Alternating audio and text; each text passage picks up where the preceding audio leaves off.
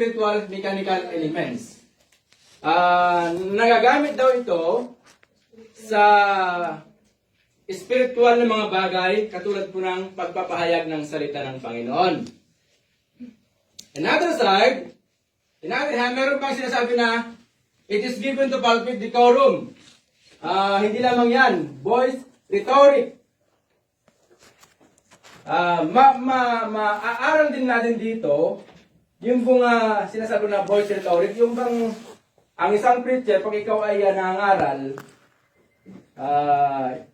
may voice lesson eh. Yung ba yung bang mapapansin niyo yung mga preacher na pag sila po nangangaral, may time sila na mataas ang boses.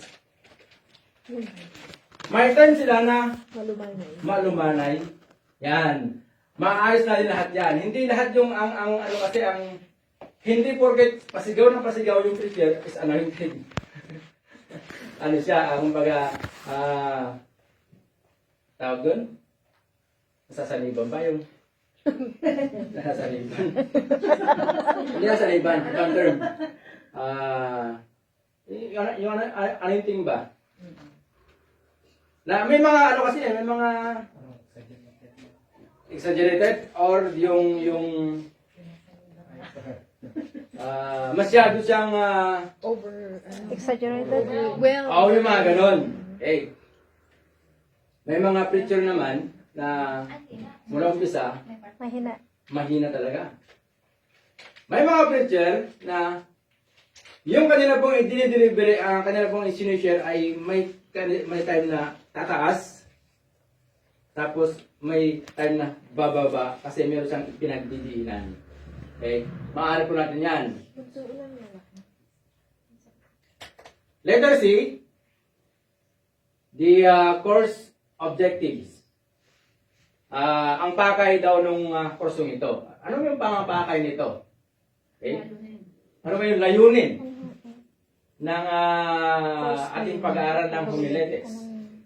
Una, sabi doon, after studying this course, the student will be able to, number 1, appreciate more fully the function of preaching and be committed to become a better preacher and teacher of God's Word. Yun daw po yung unang layunin niya. Pagkatapos daw na ating mga pag-aaralan yung pong kursong ito, ang isang estudyante ay dapat ma-appreciate niya yung pong pagiging pangangaral niya ng salita ng Panginoon.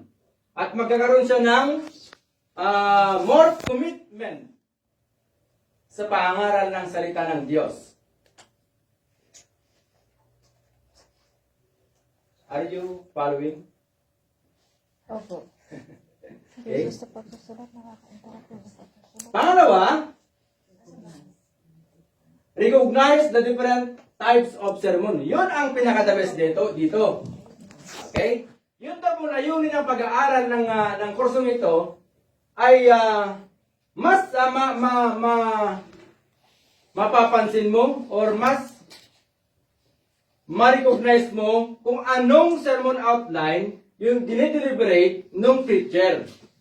Okay, yun yung maganda dito. Pag ikaw ay homiletician kasi, pag ikaw ay natagal ito, yung presentation ng preacher, una pa lang, mapapansin mo na doon, yung sa kalagitnaan ng kanya pong outline, mapapansin mo na, ma-recognize mo na kung anong klaseng sermon outline yung kanya pong sinishare.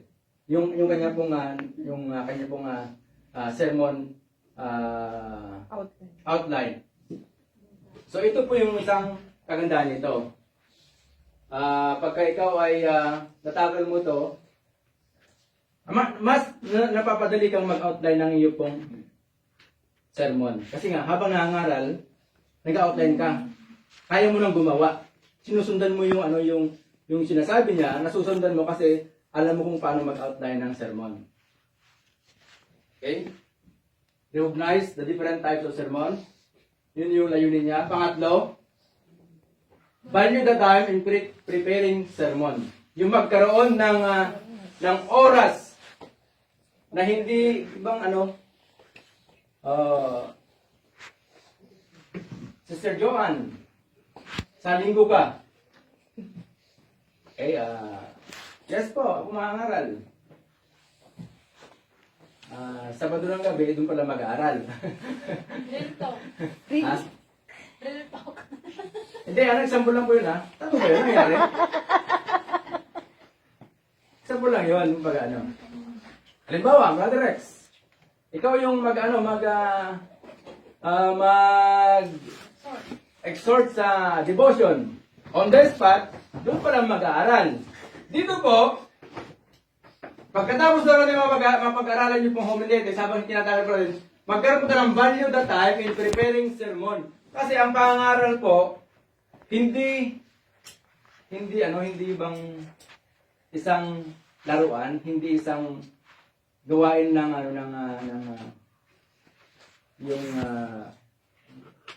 sa gobyerno ba?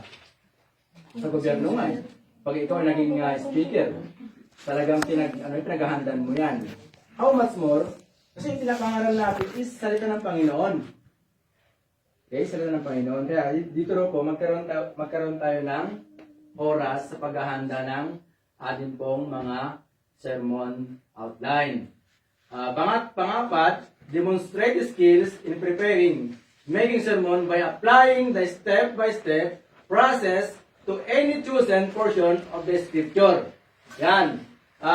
Magkakaroon tayo ng kakayanan na ating pong ibahagi at paggawa ng sermon apply at ating pong may apply step by step or process to any chosen portion of the scripture. Yung ating pong pagpili ng ating pong mga pinapangaral sa ating pag-aaral, okay, magkakaroon tayo ng kakayanan upang may pangaral natin maigi yung salita ng Panginoon. Panglimang objectives, gain more knowledge regarding pulpit decorum to become more effective preacher of the gospel.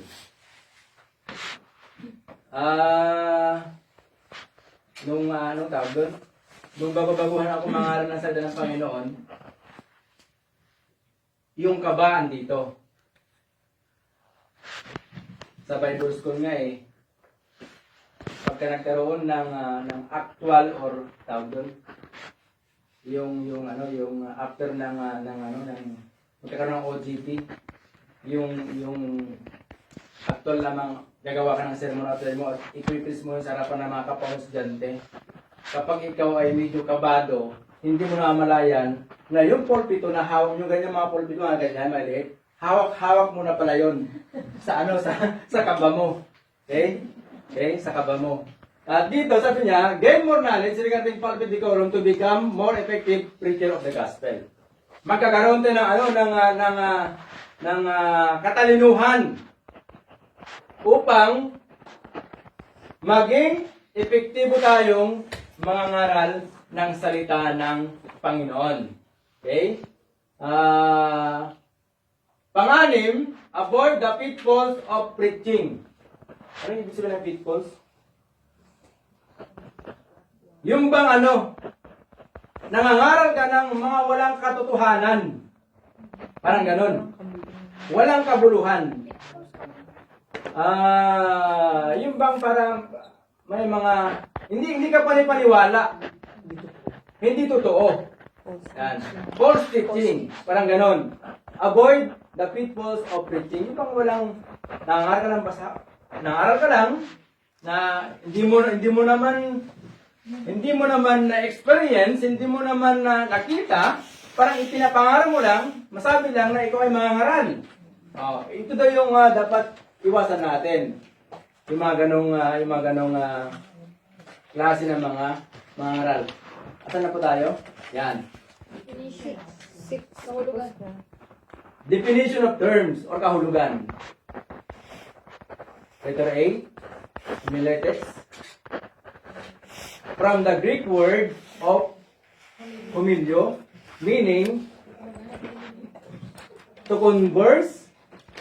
Hindi yung converse na to converse or talk with it. It means speaking the word of God to men. Yan, yun po yung kahulugan niya. Ang homiletics daw, from the Greek word humelio. Ibig sabihin, to converse or talk with it. It means speaking the word of God to men. Yung ating pong pagsasalita ng pagbabahagi ng salita ng Panginoon sa mga tao. Ito po yung pong homiletics na sinasabi. Pangalawa, is the art of science of saying the same thing on what the text of the scripture says. Okay? Ano ba yung sinasabi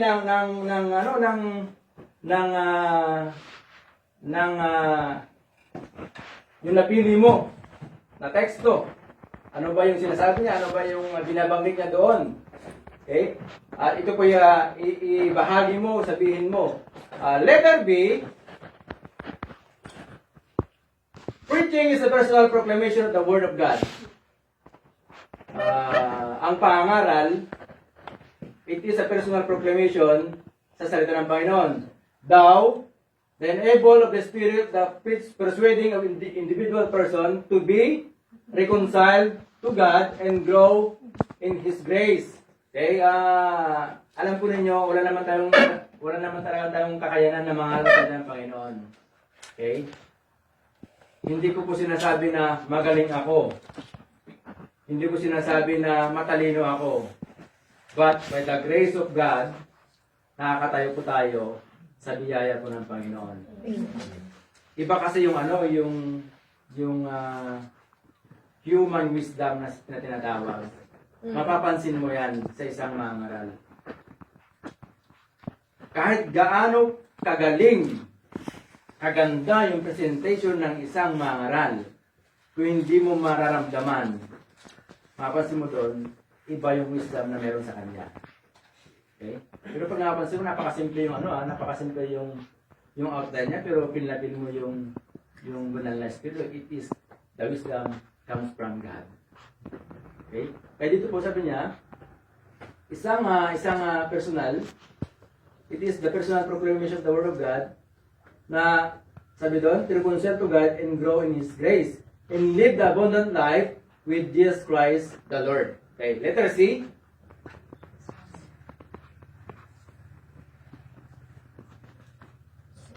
Sermon. A biblical address which the product of one